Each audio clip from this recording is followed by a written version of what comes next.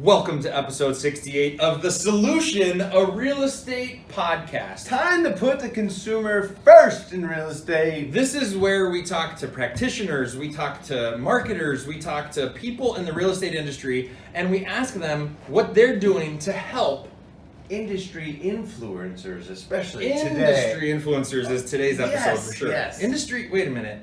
It doesn't say that there, but We know that that's what it is. But, I mean, we're talking to the number one real estate Snapchatter in the United States, according to Inman. We're talking to somebody who is listed as one of the top 10 dominated people in the real estate industry on Snapchat 2016. We're talking to the author of Talking. I was like, isn't author pictures first ahead of that stuff? I like to end with the bang, right? Like, if you start small and you end big, it's better. Talking in pictures, author... Chelsea, is it Peitz or is it Peitz? Do you always get asked that question? Yeah, Wait, let's bring her on. Welcome to the show, Chelsea.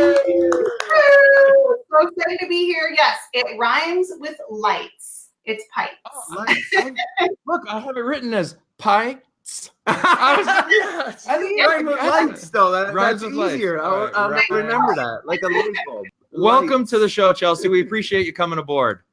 Thank you guys so much for having me. I'm really excited. Of course. So we have a little background on Chelsea. Actually, well, since you spoke of background, I have to comment that this, I think, the best background, I mean, that we've seen behind Chelsea. Like, congratulations on being podcast ready, because that's freaking fabulous there. That's Facebook Live ready. That's podcast background. Yeah, I have my own podcast ready. I mean, there's no doubt that she's She talks in pictures, dude. Okay. Of course her background's going to be good. Let's be real. And I'm excited that we actually have a signed copy of Talking in Pictures to give away to a lucky audience member. Is it whoever asked the best question today? I think that it's partly whoever asked the best question, and another part of whoever it is that we feel should get the signed copy of Talking in Pictures, which was published October 29th, 2017. Awesome. Yes. Good deal. All right. So Chelsea, we met you back, I'm going to go with like 2000. Long time ago. 12, something like that. When we met you, you were a local girl. A local girl. A local expert. She still is. You live in Phoenix. Yeah. Shout out to the fellow Phoenicians. But you worked at Fidelity National Title Agency, which is a local branch here, and you supported the people in this local Arizona market. For our national crowd, she was the representative just in Arizona for one brand of Fidelity National Finance. So when we met her, yes. Called Fidelity. Like when we went to lunch with her, right? Yes. Although we did celebrate a couple of times. I might have seen Dan. Have I ever seen you dance, or is it only Sharon that dances at clubs in Inman? Because I feel like we were there with you. I thought you were going to say dance with the stars behind her. No. Hold on. What'd you say? Fun parties at Inman, so it's possible, right?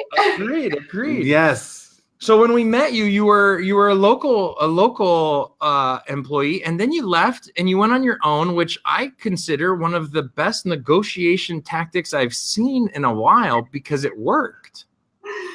Well, I wouldn't quite call it that. I really love where I'm at, and I love the people, and I miss them. So I am very fortunate to have the great fortune of working with people that I consider family and friends, and they treat me really well and gave me my dream job. So you worked at the local, absolutely. You worked local, you left for 3 months, and then you come back as the Vice President National Director of Social Sales for the main brand, F&F, the Fortune statewide 208, like the countrywide national company, brand, right? Like, and you were here. From one brand to 40 brands, like that. Wow. So well done. Thank you. I love it. I love getting up every day, doing what I do, and it's been really fun. It's a great company to work for. Awesome. Well, obviously you're good at the social side. So are you still more, when I think of social, I think of three major brands. I think of Snapchat, Facebook, and Instagram. If I'm missing any, please let me know. But LinkedIn is there and one Twitter? that you have LinkedIn's now, Yes. thanks to Gary making a huge run. Which one do you maybe enjoy most? Yeah.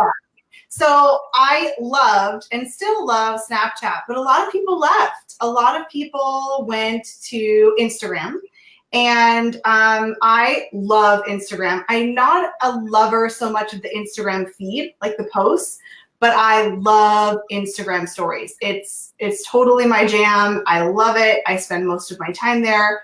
I do love Facebook too, and I'm really, really starting to like LinkedIn. I was not a LinkedIn fan for a few years, but the last, I would say, quarter of this year, I've really gotten into it, and I'm liking it a lot more. So yeah, I'm not big on Twitter. It's not really my jam, but I do love LinkedIn, Instagram, Facebook, and Snapchat. Probably Instagram's number one right now.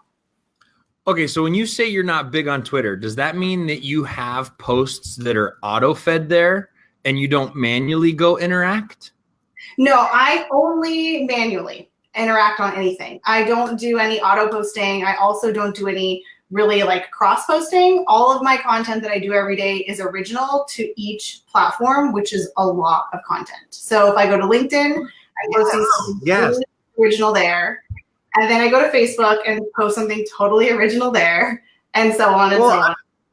You must be a literary expert then, because I find the hard thing with the multiple channels, with the Facebook, the Instagram, the Snapchat, the LinkedIn, is the different message distinction that seems to reach the largest audience on each is.